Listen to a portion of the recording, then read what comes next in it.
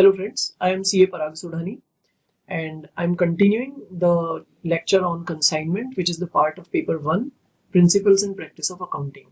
Now in this part we are going to in fact continue the valuation of stock, the remaining part.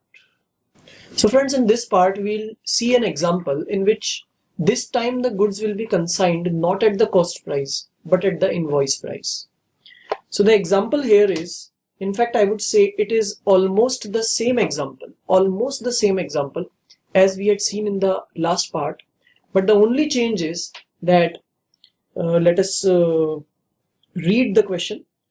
X consigns 500 units to Y, costing rupees 400 per unit at rupees 500 per unit. This is the change in this question. This is the only change. That this time the goods that have been consigned are not at the cost price, rather they have been consigned at the invoice price. Okay. So what change will take place? As I had told you in earlier occasion also, that when the invoice price is something different than the cost price, in that case, every valuation has to be made at the invoice price only. So, let me show the situation on the diagram. X this time sends the goods to Y at the price of rupees 500 per unit, 500 units at the rate of rupees 500 per unit, and the cost to himself is rupees 400 per unit. Okay, so this time the goods have been sent at the invoice price. Other than that, all the things are same. Y sells the sells 300 units at the rate rupees 600 per unit. Okay, and the expenses incurred by X, that means the consignor, are rupees 4,000. By Y are rupees 1,000 and 2,000. Now this time let me take rupees 1,000 as the non-recurring expense of Y. Let us assume that this is basically not go down rent. Let us assume that this is freight.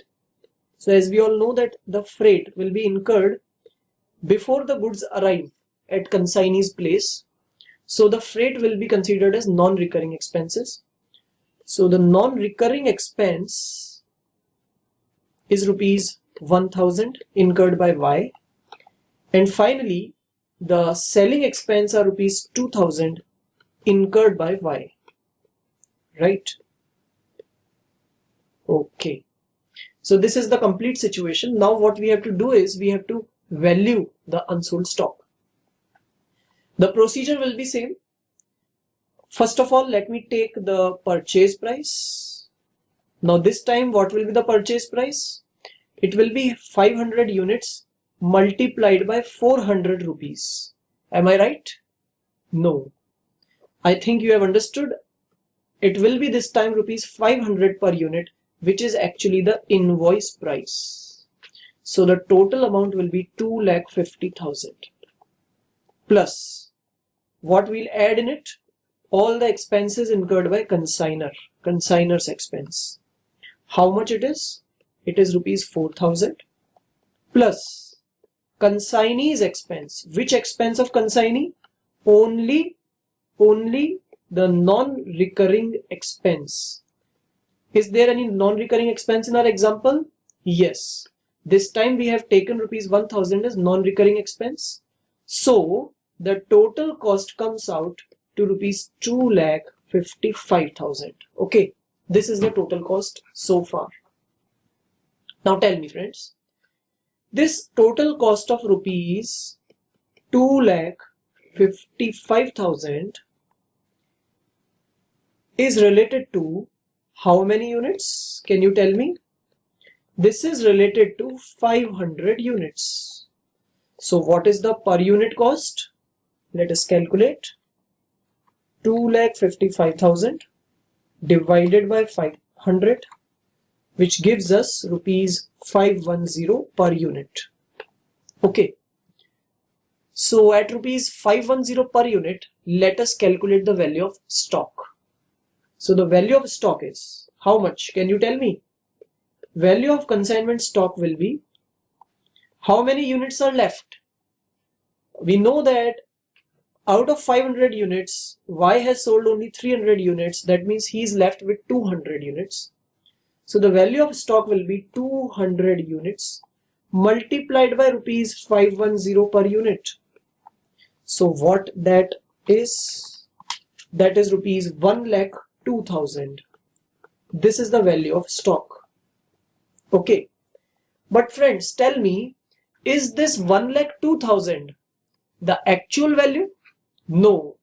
This 1,02,000 is at invoice price. Am I right? Is it at the invoice price? Yes, it is at the invoice price. That means it is inclusive of loading.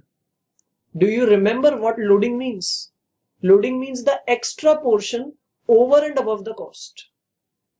So this 1,02,000 is inclusive of the loading. Now tell me, in which account that loading portion is sent? In which account? Do you remember? Stock reserve account. Stock reserve account. So tell me, how much amount should be sent to the stock reserve account? Just tell me. How much should be the stock reserve? In stock reserve, what we send is the loading portion. So how much is the loading portion? Can you tell? We know that if we make valuation of stock at cost price, what is the value of stock? I repeat my question.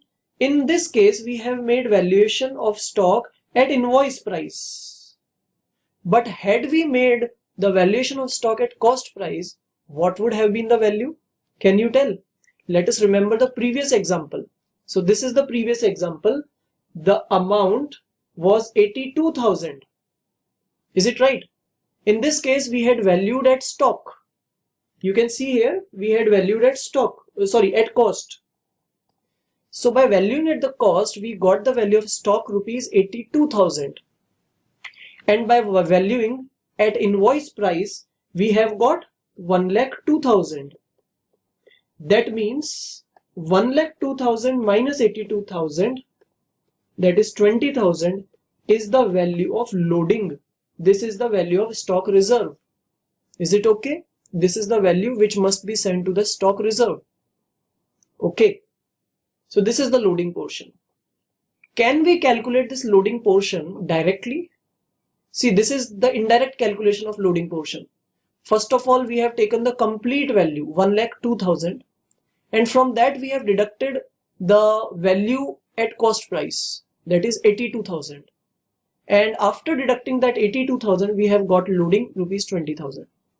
Is there any other direct way of calculating loading? Let us check. See friends, there is one more way to calculate the loading portion. Where should I write? Let me write it out here. Just look here. How can the loading be calculated? It is very simple. We can calculate it directly also. How can it be calculated? We know that invoice price is rupees 500. From that invoice price, we deduct the cost price. Now we know that the difference amount of rupees 100 is the loading portion. This loading portion is multiplied with the units of stock. How many units of stock are we remaining with? We are remaining with 200 units of stock.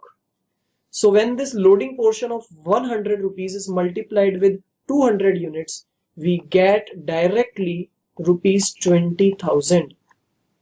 In this way, we can say that we can reach to loading portion in two ways. One way is this and second way is this. In these two ways, we can reach to the loading value. Okay. So in this particular example, we have calculated the value of closing stock. The value of closing stock has been calculated at invoice price as well as at the cost price. And we have also calculated the value of loading. That means the amount which is to be sent to the stock reserve. Okay. I hope this is clear to you.